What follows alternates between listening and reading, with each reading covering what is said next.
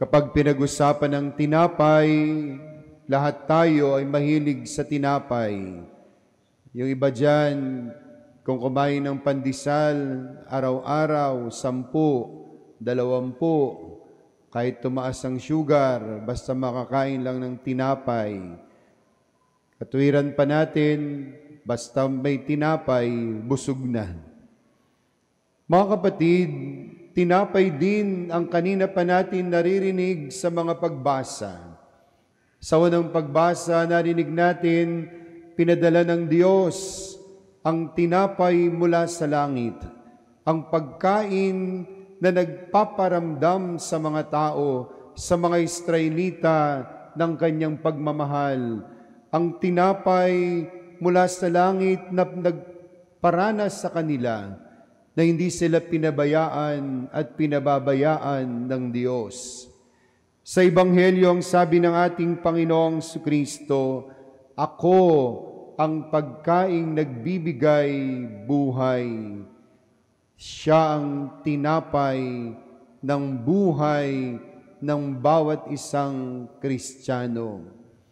Sinabi ito ng ating Panginoong Kristo, pagkatapos siyang sundan muli ng maraming tao, pagkatapos siyang magparami ng tinapay at isda. Naalala niyo ba nung isang linggo, pinarami ni Jesus yung 5 tinapay at isda upang makakain ng maraming tao.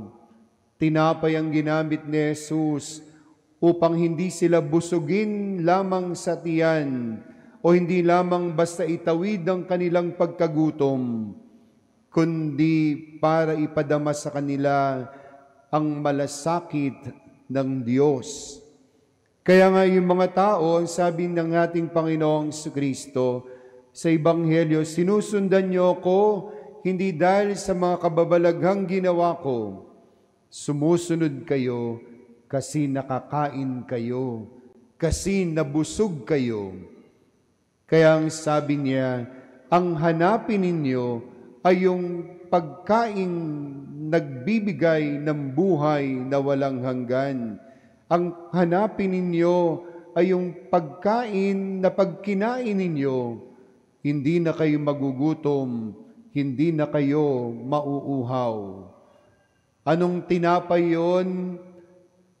Hindi ano, kundi sinong tinapay yon. Yun ay walang iba, mga kapatid, kundi ang ating Panginoong Kristo. Siya ang tinapay na nagbibigay buhay. Siya ang tinapay na tinutukoy niya sa mga tao na yun ang hanapin ninyo, hindi ang ordinaryong tinapay lang. Oo, nakabubusog yan. Oo, pag gusto mong magpakain ng mga tao, kung gusto mong ipadamang yung pag-ibig sa mga tao, pakainin mo sila ng tinapay. Nararamdaman nila yan dahil nabubusog sila. Pero meron pang mas mataas na level ng klase ng tinapay.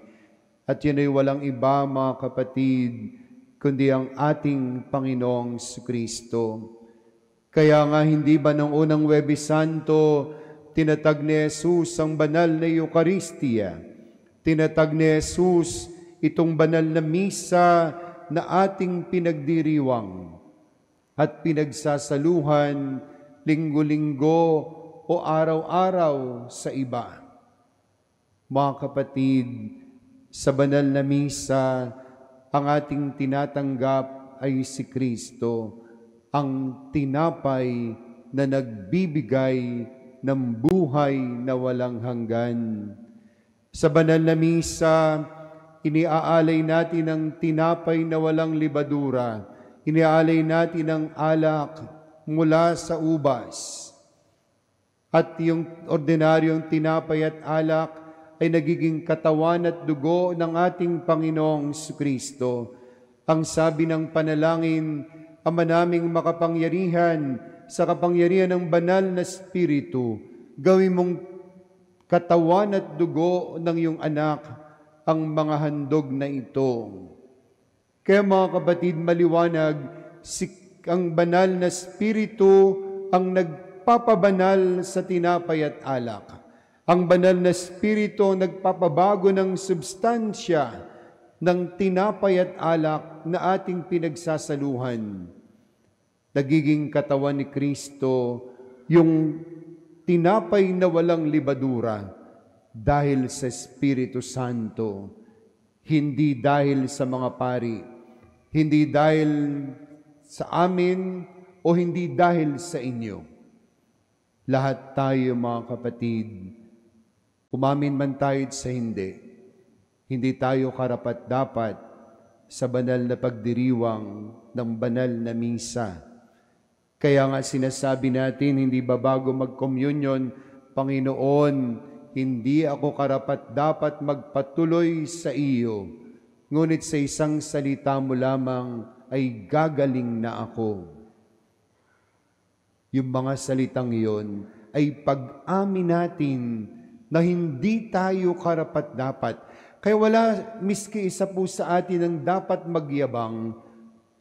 Nagsimba ako, kaya mayabang ako.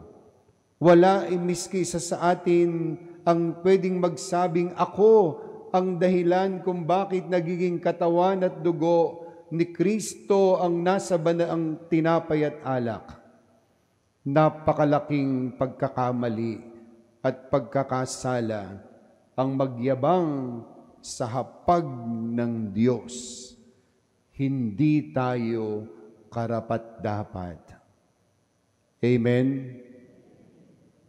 Kaya nga mga kapatid, kapag tayo'y nangungumunyon, hindi rin dapat lagi nating iniisip na sa pari lang dapat mangumunyon. Na pag yung pari ang nagbigay ng katawan ni Kristo, 100% plus 1 ang dignity, ang quality. At kapag lay minister naman ang nagbigay, ay 50% lang yan, Father. Kilala ko yung lay minister na yan, Father. Sinisira ang kanyan, Father. Kilala ko yan, lay minister na yan, kapitbahay namin yan, lasinggero yan, Father. Matanda na, Father. Kaya yung quality ni Kristo ay 50% lang kasi siya yung nagbigay. Minsan nga may lumapit sa akin, Father, bakit naman hindi mo tinapos yung pagbibigay ng komunyon? Hindi na tuloy ako nakatanggap. Ano po? Hindi po ako tumanggap ng komunyon kasi hindi po kayo yung nagbigay. Mga kapatid, hindi nagbabago ang dignidad at quality ni Kristo, depende sa nagbibigay. Kaya nga yung iba, akala nila pag kardinal yung nagmisa at dun sila ng umunyon, 200% yung quality ni Kristo. Saang katisismo ng simbahan nyo nakita yan, na kapag pare, kardinal, at pag Santo Papa yung nagpakomunyon, 200% yung quality. At pag lay minister at matanda na, bungal na, 50% na lang. Hindi na po si Kristo yun, Father. Baka 20% na lang. Mga kapatid, hindi nagbabago si Kristo kasi nagiging katawan at dugo siya sa kapangyarihan ng banal na Espiritu. Kaya hindi magbabago kahit sino nagbigay sa atin, kahit sino nag-abot sa atin, madre man yan, pari man yan, kardinal man yan, lay minister man yan, si Kristo pa din yun. Amen? Pagkain pa din yun, tinapay pa din yun, na nagbibigay ng buhay na walang hanggan. At siya, mga kapatid, ang dahilan kung bakit tayo pumupunta sa simbahan. Siyang dahilan kung bakit tayo nagtitipon-tipon. Siyang dahilan kung bakit tayo nagpapakapagod linggo-linggo, umahon dito sa Antipolo.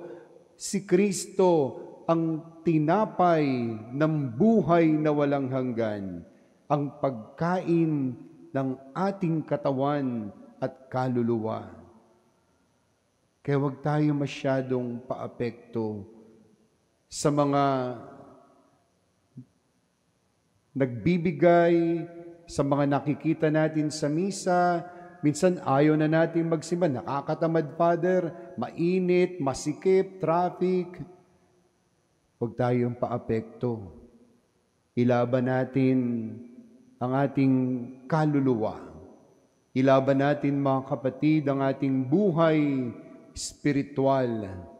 At lagi nating sabihin, linggo-linggo, magsisimba ako para kumain ng tinapay na nagbibigay ng buhay na walang hanggan.